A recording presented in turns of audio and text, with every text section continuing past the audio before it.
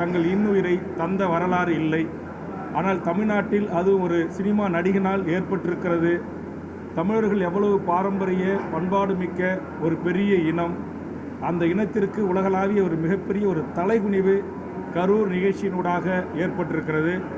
இதற்கு முதலில் பொறுப்பேற்று உயிரிழந்த குடும்பத்தாரிடம் ஒரு பொது மன்னிப்பை நடிகர் விஜய் அவர்கள் கோரியிருக்க வேண்டும். அதை கோரவில்லை. அவர் மீது அன்பு வைத்தவர்கள் அவரை அப்படி என்ன தாக்குதல் நடத்தி விடுவார்கள்? எதையும் எதிர்கொண்டு மருத்துவமனைக்கு சென்று ஆறுதல் சொல்லி, உயிரிழந்த குடும்பங்கள் வீடுகளுக்கு சென்று ஆறுதல் சொல்லி, இனி இந்த தவறு நடக்காத வண்ணம் நான் பார்த்து கொள்ளுகிறேன், இதிலே யார் தவறு செய்தார்கள், யார் சூழ்ச்சி செய்தார்கள் என்பதையெல்லாம் விசாரணை ஆணையம் அறிவிக்கின்ற முடிவை ஏற்கிறேன் என்று ஒரு நியாயமான ஒரு அறிவிப்பினை அவர் வெளியிட்டிருக்க வேண்டும். அதற்கு நேர் மாறாக ஒரு நையாண்டி பாணியில், நக்கல் பாணி